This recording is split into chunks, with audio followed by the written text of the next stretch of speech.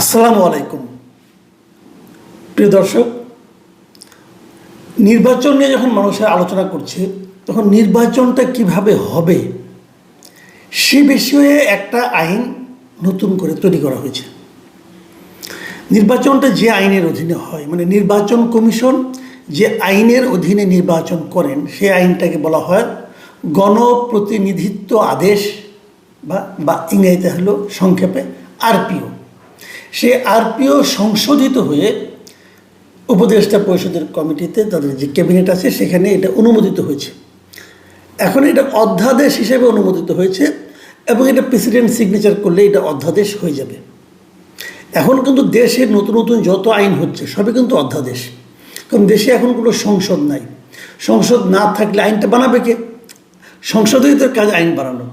তখন হয় কি, সরকার একটা অধ্যাদেশের মতো করে যেটাতে আমাদের কাজ চালাতে হবে, প্রেসিডেন্ট সিগনেচার করে দেয় এবং পরবর্তীতে যখন সংসদ আসবে, প্রথম যে সংসদটা আসবে সেই সংসদেরই কাজ হবে সবগুলি অধ্যাদেশকে আইনে রূপান্তর করা অথবা প্রত্যাখ্যান করা। প্রত্যাখ্যান করলে আইনটা বাতিল হয়ে যাবে। এখন সেই আইনের দ্বারা যাতে সংগঠিত হয়েছে সেগুলো বাতিল হয়ে যাওয়ার কথা। যাক, সেটা অন্য বিতর্ক, ওই বিতর্কে আপাতত আমি যাচ্ছি না। আরপিওতে নতুন কিছু বিষয় এসেছে, পুরনো অনেকগুলি বিষয় রয়ে গেছে। আরপিওতে নতুন বিষয়গুলির মধ্যে পোস্টাল ভোটিংটা চালু হয়েছে, মানে যারা বিদেশে আছেন তারা ভোট দিতে পারবেন এবার। এটা আগে ছিল না। এটা একটা অসাধারণ এবং ভালো পরিবর্তন আমি বলবো, এটা ইতিবাচক একটা পরিবর্তন। আর জামানত বাড়ানো হয়েছে, এখন জামানত করা হয়েছে 50,000 টাকা। এটা আমার কাছে পছন্দ হয়নি। আরেকটা হলো, যদি কোথাও অনিয়ম হয়, আওয়ামী লীগ সরকার যেটা করেছিল যে অনিয়ম হলে যে কেন্দ্রে অনিয়ম হবে কেবল সেই কেন্দ্রকে ভোট বাতিল করতে পারবে, অন্য অন্য মানে কেন্দ্রের ভোট ঠিকই থাকবে। কিন্তু এখন নির্বাচন কমিশন চাইলে পুরো নির্বাচনটাই বাতিল, পুরো ওই আসনের নির্বাচনটাই তারা বাতিল করতে পারবে। আরেকটা নতুন আইন হয়েছে, এটাও ভালো আমার কাছে লেগেছে। যদি আদালতে কেউ ফেরারি হয়, মানে যদি পালিয়ে থাকে, মানে মামলা হয়েছে সে আদালতে হাজিরা দিচ্ছে না, পালিয়ে আছে, তাহলে সে নির্বাচন করতে পারবে না। এটা আমার পছন্দ হয়েছে, কারণ আপনি পালিয়ে থাকবেন কেন? আপনি তো আইনের প্রতি আপনাকে শ্রদ্ধাশীল হতে হবে। আপনি হাজিরা দেন, যদি জেলে থাকবেন আপনি জেলে থেকে নির্বাচন করতে পারবেন, কিন্তু আপনি পালিয়ে থাকবেন কেন? কাজে এটাও আমার কাছে, এটা নিয়ে বিতর্ক হবে আমি জানি, কিন্তু তারপরেও আমি মনে করি এটা মন্দের ভালো। নিয়ম তো আর একদিনের জন্য হয় না, নিয়ম তো অনেক দিনের জন্য হয়, সেটা ভালো।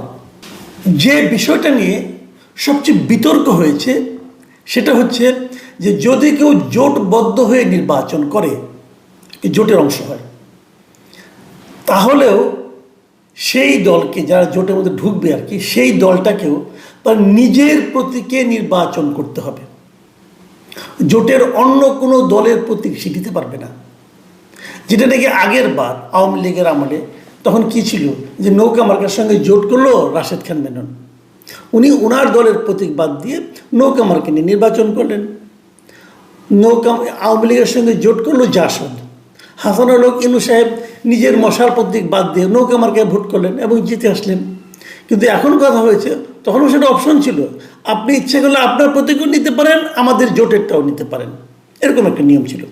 কিন্তু এখন নিয়মটা হচ্ছে যে না, আপনি যদি জোট করতে পারেন, কোনো সমস্যা নাই, কিন্তু আপনিকে আপনার নিজের দলের প্রতীক নিয়ে নির্বাচন করতে হবে।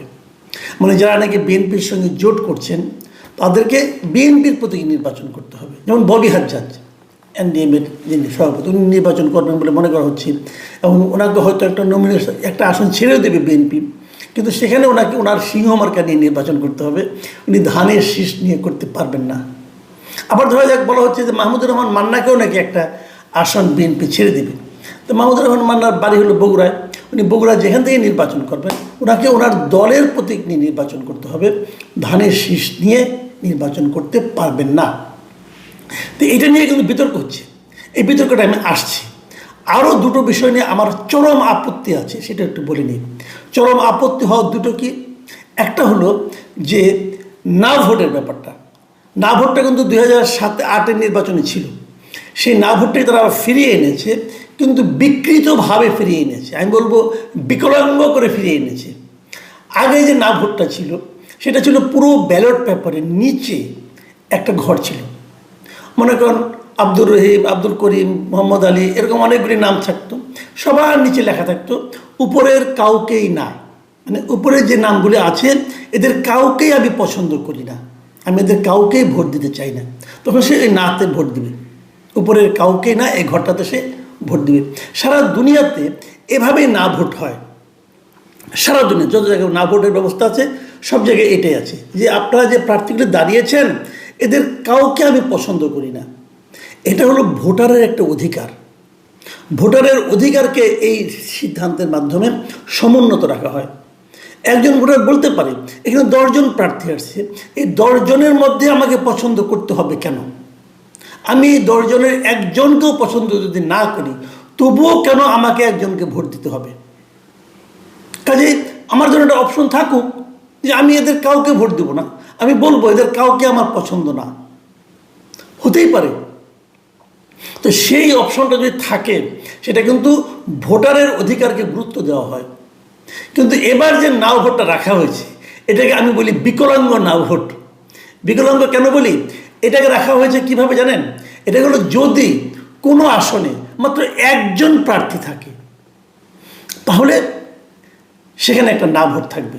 মানে এটা তারা বলছে, যারা আইনটা করে যারা প্রস্তাবটা দিয়েছে, এটা হলো আপনার যে নির্বাচন ব্যবস্থা সংস্কার কমিশন যে আছে এটা তাদের প্রস্তাব ছিল, এই বদির আলম মজুমদারের প্রস্তাব, উদ্ভট এক প্রস্তাব।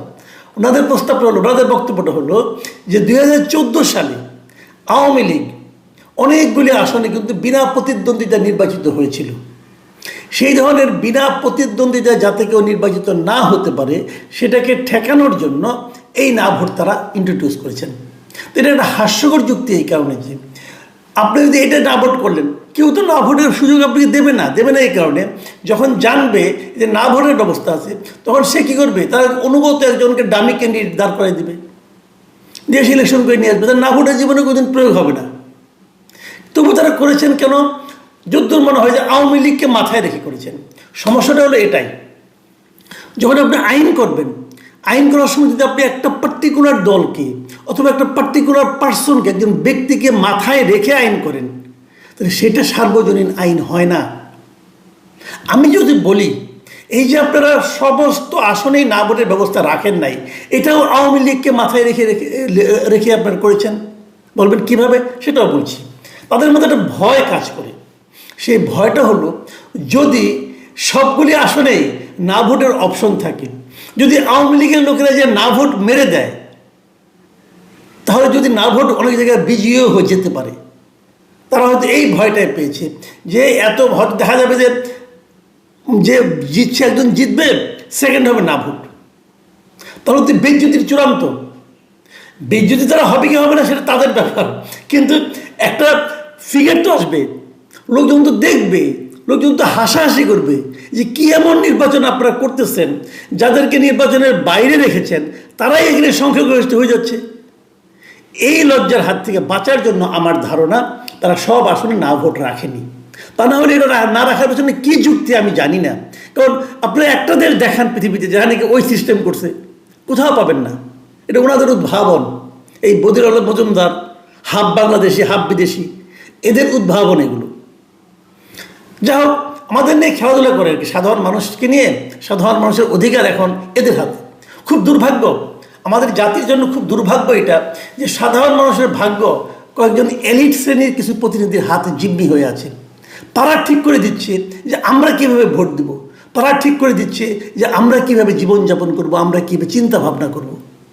যাক, আর যেটা আমাকে পছন্দ হয়নি সেটা আমি বলি, এটা আগেই ছিল, ওটাকে তারা চেঞ্জ করেনি।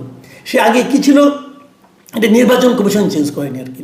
সেটা হলো যে যদি স্বতন্ত্র প্রার্থী হয়, বাংলাদেশে এখন যে নিয়ম, যদি কেউ স্বতন্ত্রভাবে প্রার্থী হতে চায় তাকে 1% ভোটারের স্বাক্ষরযুক্ত একটা আবেদনপত্র নিয়ে আসতে হবে।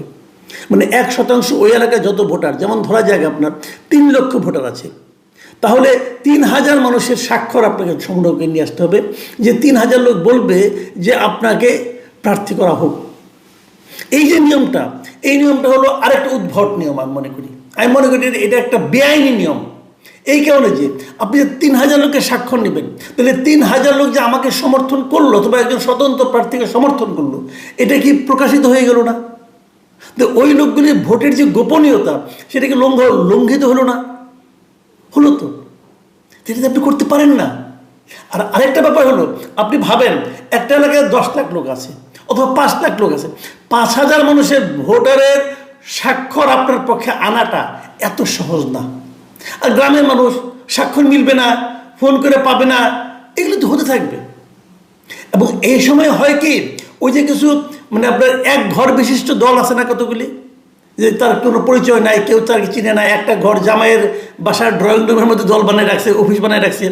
এই সমস্ত দলের থেকে তখন তারা নমিনেশন নেওয়ার চেষ্টা করবে, যারা স্বতন্ত্র হতে চায়। এটা খুব ভালো কাজ হয়নি, এটাকে গণতান্ত্রিক কাজ বলা চলে না। যেটা বলছিলাম বিতর্কটা নিয়ে, সেটা হলো দলীয় প্রতীকে ভোট মানে করতে হবে। এটা আমার কাছে খুব ইন্টারেস্টিং মনে হয়েছে। এটা ভালো মন্দ আমি কিছু বলবো না, এটা আমার কাছে খুব ইন্টারেস্টিং মনে হয়েছে।